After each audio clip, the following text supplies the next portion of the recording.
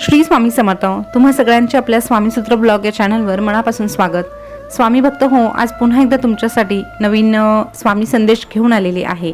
आजचा स्वामी संदेश प्रत्येकाला उपयुक्त ठरेल असाच आहे, फक्त मग ते समजण्यासाठी तुम्हाला शेवटपर्यंत ऐकावा लागेल. आजचा स्वामी संदेश सांगायला लगेचच सुरुवात करते. चला मग जाणून घेऊया. हे बघा, आपण आपल्या सुखासाठी धडपड करत असतो. प्रत्येक व्यक्तीला या ठिकाणी सुख हवं आहे. प्रत्येकाला असं वाटतं की माझ्या वाट्याला सुखच यावं, दुःखाची साधं मला झळही पोहोचू नये. आणि जर हे सुख आपल्याला हवं असेल तर आपण ह्या 3 ज्या गोष्टी मी सांगणार आहे त्या सोडायला हव्या. आजच्या स्वामी संदेशमध्ये आपण अशा 3 गोष्टी जाणून घेणार आहोत ज्या आपल्याला कायमच्या सोडायच्या आहे.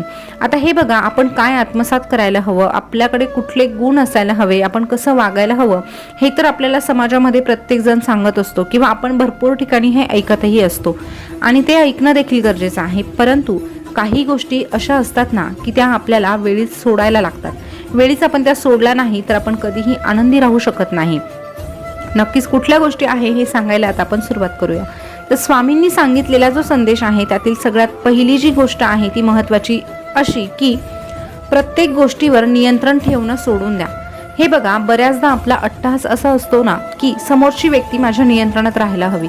आता मग तो माणूस असो किंवा मग स्त्री असो, बघा पुरुष असो किंवा स्त्री असो, पुरुषाला असं वाटतं की माझी पत्नी आहे आणि म्हणून तिने माझ्या नियंत्रणात राहावं. मी जसं सांगेल, मी जिथे सांगेल तिथेच तिने जायला हवं, तसंच तिने करायला हवं, मी जे सांगेल तेच तिने ऐकायला हवं. असा जर तो हट्ट करत असेल तर हे साफ चुकीचं आहे. किंवा पत्नी आहे, पत्नीला जर असं वाटत असेल की माझ्या पतीने फक्त माझंच ऐकावं, माझ्या म्हणण्याप्रमाणे वागावं, तर तेही चुकीचं आहे. किंवा आई वडील आहे, आई वडील मुलांकडून अपेक्षा ठेवतात की मुलांनी माझ्याच म्हणण्याप्रमाणे वागायला हवं, तर तेही चुकीचं आहे. कारण मुलं जरी तुमची असली तरीही आयुष्य त्यांचं आहे, त्यामुळे स्वतःचा निर्णय घेण्याचा जो अधिकार आहे तो पूर्णतः त्यांचा आहे. या उलट मुलांचाही असा अट्टहास असतो की आपल्या आईवडिलांनी आपले सगळेच हट्ट पूर्ण करावे आणि त्यांनी आपल्या नियंत्रणात राहावं. म्हणजे काय, तर या जगामध्ये प्रत्येकाला असं वाटतं की माझं नियंत्रण हे सगळ्यांवर असायला हवं, प्रत्येकाने माझं ऐकायला हवं. हा जर अट्टहास तुमच्याकडेही असेल तर तो तुम्ही आत्ताच सोडून द्या, कारण हे साफ चुकीचं आहे. कारण प्रत्येकाला वेगळं आयुष्य मिळालेलं आहे, त्याच्या आयुष्याचे निर्णय घेण्याचं स्वातंत्र्य त्याला मिळालेलं आहे. तर आपण कुणावरही नियंत्रण नाही ठेवू शकत. मग ती पत्नी असो किंवा तो पती असो, आपण हे नाही करू शकत. त्याचं स्वतःचं असं आयुष्य आहे आणि त्याला तेवढी स्पेस मिळणं गरजेचं आहे. नक्कीच आपण हा एक नियम जर पाळला तर आपल्याला सुखापासून वंचित कोणीही ठेवू शकत नाही. कारण जोपर्यंत आपण असा अट्टहास करतो की समोरची व्यक्ती माझ्याच नियंत्रणात राहील, तर ती अपेक्षा आपली कधीही पूर्ण होणार नाही. कधी ना कधी ती अपेक्षा आपल्याला सोडावी लागेल किंवा आपला अपेक्षाभंग हा होत राहणार आहे आणि आपल्याला आनंद कधीही होणार नाही. उदाहरणच द्यायचं झालं तर समजा एखादं फुलपाखरू आहे, ते खूप सुंदर आहे, खूप छान छान त्याच्यावर रंग आहे, ते आपल्याला खूप नेत्रसुख देत आहे, म्हणजे त्याच्याकडे बघितलं की आपल्याला आनंद वाटत आहे. आता त्याला आपण जोपर्यंत लांबून बघत आहोत तर नक्कीच आपल्याला आनंद मिळणार आहे. परंतु जर आपण असा हट्ट केला की नाही, ते फुलपाखरू मी माझ्या हातामध्ये पकडेल आणि त्याला माझ्यापासून दूर जाऊच देणार नाही, तर नक्कीच ते जे फुलपाखरू आहे ते थोड्या वेळाने तुमच्या मुठीमध्ये प्राण त्यागून देणार आहे, प्राण सोडून देणार आहे. आणि म्हणून जर आपण कोणालाही अशा प्रकारे नियंत्रित ठेवण्याचा प्रयत्न केला तर तो आपल्याला सोडूनच जाणार आहे, हे कायमचं लक्षात ठेवा. त्यानंतरची दुसरी जी गोष्ट आहे जी आपल्याला कायमची सोडायची आहे ती अशी की प्रत्येक गोष्टीमध्ये फक्त परफेक्ट असण्याची अपेक्षा ठेवू नका. कारण ह्या जगामध्ये परफेक्ट असं काहीही नाही. आपल्याला देवाने हाताची 5 बोटं दिलेली आहे, त्याचं जर आपण निरीक्षण केलं ना तर आपल्या हाताची 5 बोटही सारखी नाही. कोणी मोठा आहे तर कोणी छोटा आहे आणि प्रत्येकाचं असं वैशिष्ट्य आहे. आणि त्यामुळे आपण प्रत्येकाकडून परफेक्ट असण्याची अपेक्षा करू शकत नाही. कारण जेव्हा आपण स्वतःकडे डोकावून बघतो तेव्हा आपल्यातही काहीतरी कमतरता असते, पण हे आपल्याला मान्यच नसतं. आणि जोपर्यंत तुम्ही दुसऱ्यांकडून अशी अपेक्षा कराल ना की हे सगळं परफेक्टच हवं, असंच हवं, तर त्या अपेक्षा तुमच्या कधीही पूर्ण होऊ शकत नाही.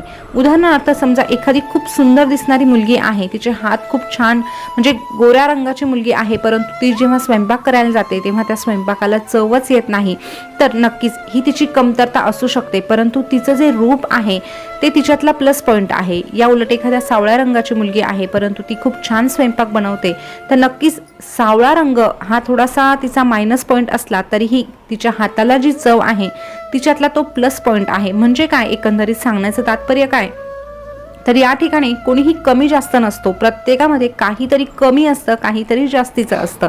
तर ते गुण ओळखून आपल्याला त्या व्यक्तीशी वागायचं असतं किंवा ते गुण आपल्याला ओळखायचे असतात.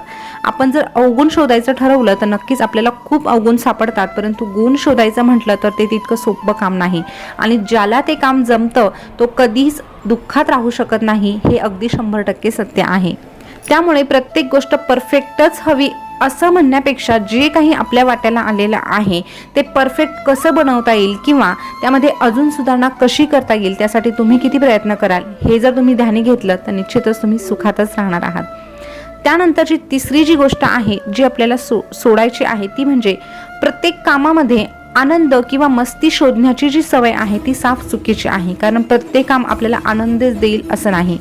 एखादं काम असंही असू शकतं की ते आपल्यासाठी खरंच खूप महत्त्वाचं आहे, परंतु ते करताना आपल्याला आनंद मिळत नाही. जर अशी वेळ आपल्यावर आली तर नक्कीच आपण ते काम करताना देखील ते आनंदानेच स्वीकारायला हवं.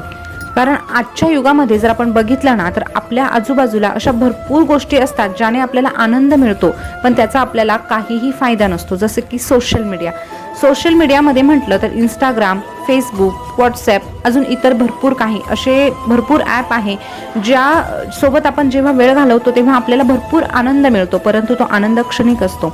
पण जर आपण विचार केला ना किंवा आपण त्यासाठी किती वेळ खर्च केला याची जर बेरीज केली ना तर आपला तेवढा वेळ फुकट गेलेला असतो हे आपल्या नंतर लक्षात येतं. परंतु खंत एका गोष्टीची असते की ती वेळ परत येऊ शकत नाही.